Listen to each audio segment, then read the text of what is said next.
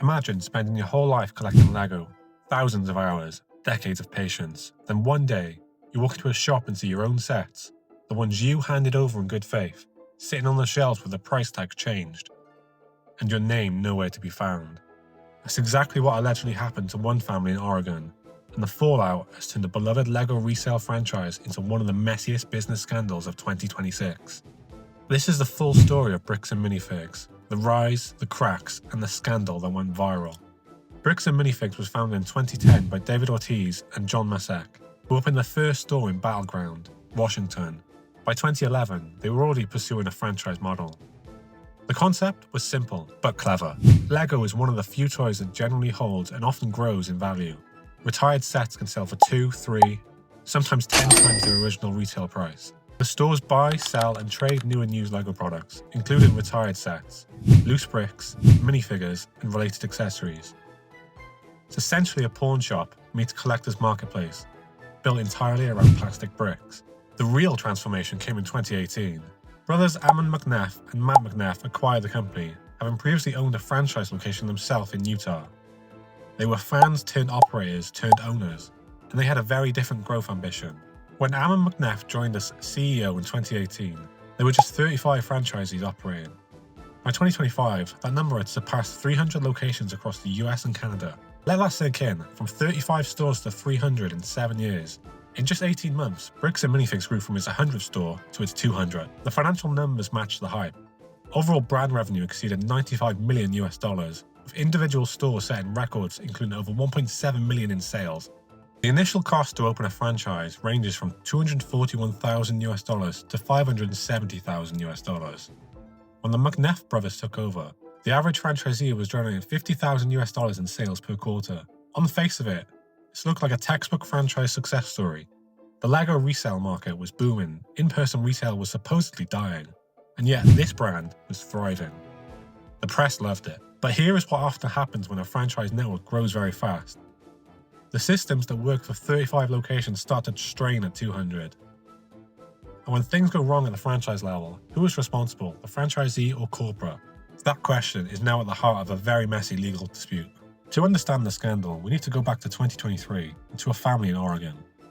Brian Mansell and his 83-year-old father, Eric, decided to place their collection in consignment. At a Bricks Minifigs franchise in Salem, Oregon, the collection included 780 unopened sets and 1,200 rare minifigures, including a Cloud City set valued at over $10,000, with the entire collection estimated just under $200,000. This is a lifetime's worth of collecting. These are not toys to his family, they are an investment, a legacy, and for an 83-year-old man, a life's work. According to emails reportedly reviewed by Salem Business Journal, the arrangement was documented in writing.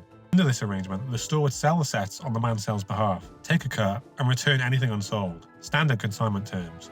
Nothing unusual on paper. Franchise operator running that store was a woman named Crystal Law Gorman. In late 2024, Law Gorman contacted Bricks Minifigs corporate about selling or closing their franchise. What she told corporate and what corporate says she told them differs depending on who you ask. According to Bricks Minifigs corporate, the Gormans owed approximately $200,000 in unpaid obligations under their franchise agreement, including missed franchise purchase payments, unpaid royalties, and unpaid expenses. Corporate moved to terminate the franchise. Law Gorman later alleged the franchise had illegally seized her business and removed her from the premises under the threat of police action without compensation. So you now have two disputes running simultaneously. The Gormans versus corporate, and the Mansell family, watching all of this from the side, increasingly worried. In November 2024, Mansell formally terminated the consignment agreement and asked for the unsold portion of the collection back. Around the same time, corporate repossessed the Salem store. New franchisees Joshua Johnson and Brandon Best took over.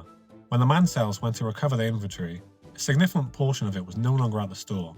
They have said they've not been paid or made whole for the missing sets. According to Brian Mansell, the company removed the identifying tags from the sets and continued selling the collection instead of returning it, claiming he could not prove ownership. Corporate response? They claim the consignment was unauthorized, that they were never a party to it, and that they only found $2,000 to $5,000 worth of sets in the store when they took over. So on one side, a family saying their lifetime collection was taken and sold without consent. On the other, the corporation saying the consignment agreement was never their problem to begin with, and that the sets were barely there when they arrived. Someone is not telling the truth. This is where the story stops being a local Oregon dispute, becomes a full-blown viral event. YouTuber Benjamin Schneider, known online as Reckless Ben, was contacted by the Mansell family. He produced a 1 hour and 25-minute investigation video that has drawn over 2 million views. He also launched a GoFundMe that raised over $128,000. The video framed the story as a clear-cut case of theft, a corporation preying on an elderly man's collection. In March 2026, Schneider traveled to the American Fork, Utah, the hometown of New Salem franchisee Joshua Johnson, personally served Johnson with civil papers in a follow-up lawsuit. What followed over the next 4 days became almost as controversial as the original story. Schneider was charged with stalking, targeted residential picketing, criminal trespassing, and disorderly conduct, was booked into Utah County Jail.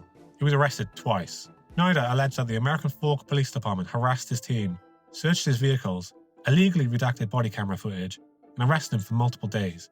He also claimed his team was swatted. The police denied those claims. Police Chief Cameron Paul released a 26-minute video statement laying out day-by-day account, stating officers were responding to conduct reported in Utah, not attempting to intervene in the underlying business dispute in Oregon. Then, Bricks Minifigs escalated further. BAM Franchising filed a lawsuit against Schneider, his LLC, Brian Mansell, and others, alleging a coordinated campaign through videos, in-person stunts, social media posts, merchandise, and alleged harassment. So what does all of this mean from a business and money perspective? There are several layers here worth pulling apart. First, the franchise model itself. When you buy into a franchise, you're not just buying a business. You're buying into a legal relationship with corporate that limits your autonomy in significant ways. Franchisees manage day-to-day operations and pricing, while paying fees and royalties in exchange for access to the company's branding, marketing, and operational support. The moment things go wrong, corporate can, and often will, claim the franchisee was acting outside of the agreement. That's exactly what happened here. Second, consignment risk.